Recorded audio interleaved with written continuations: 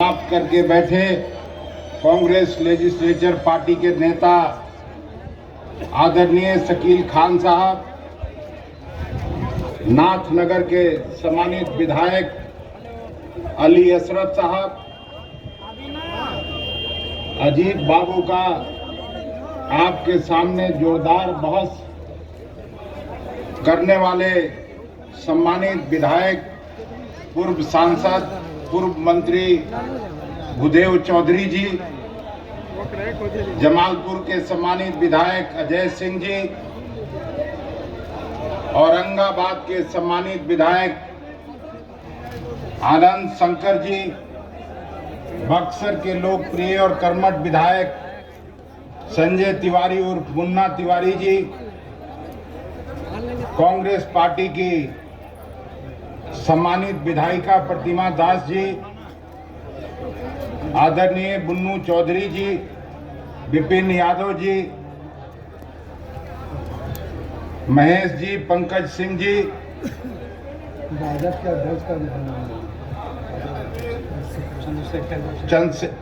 राष्ट्रीय जनता दल के और इस सभा का संचालन करने वाले अध्यक्षता करने वाले। अच्छा, आप अध्यक्षता कर रहे हैं तो गलत, पहले उस समय क्यों नहीं टोके। राष्ट्रीय जनता दल के सदारत में ये सभा हो रही थी, मैंने पहले गलती से बोल दिया था परवेज जी का नाम, चंद्रशेखर जी, और इस मंच पर जितेंद्र सिंह जी, राष्ट्रीय जनता दल, वाम दल और कांग्रेस पार्टी के सभी सम्मानित नेता और कार्यकर्ता साथीगण, इस नामांकन सभा में अजीत जी का उत्साह वर्धन करने आए सभी प्रबुद्ध अभिभावकों, नौजवान मित्रों, पत्रकार साथियों, देवियों एवं सज्जनों, मैं जब आया था तो कोई लाल कुर्सी खाली नहीं थी, पूरा कुर्सी भरा हुआ था और आसपास लोग सब खड़े थे अजीत शर्मा जी को आशीर्वाद देने के लिए, दुआ देने के लिए। लेकिन मैं समझ सकता हूं कि 10 बजे से लोग आए थे, लोगों को भूख लगी होगी और खाने के लिए चले गए होंगे। भागलपुर में जो डिलिमिटेशन हुआ, डिलिमिटेशन के बाद बीहपुर और गोपालपुर का इलाका जुड़ा, उसके बाद सभी चीजें बदल गई। और मुझे अच्छी तरह से याद है कि लगातार 30-35 साल तक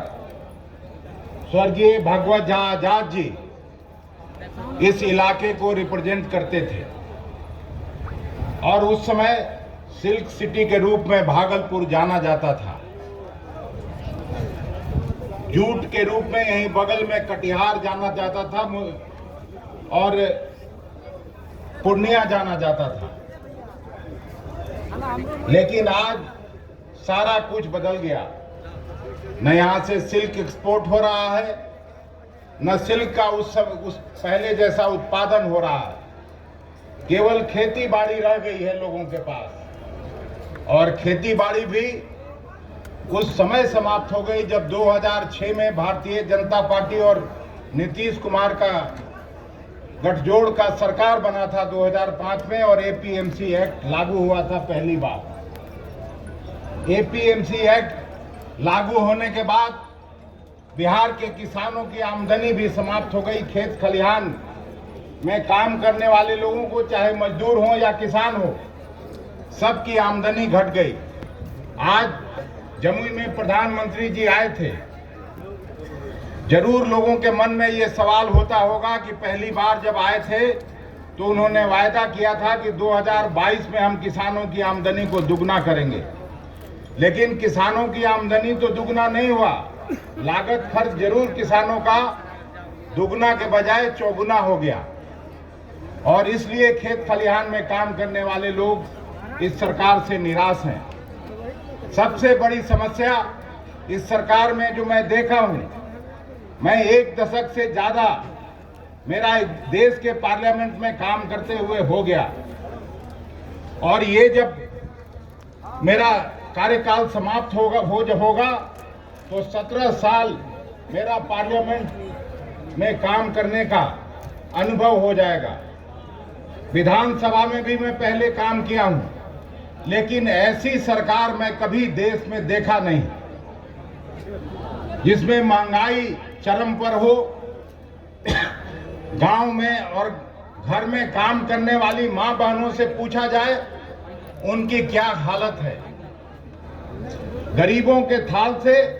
दाल और सब्जी गायब है, फिर भी आज महंगाई की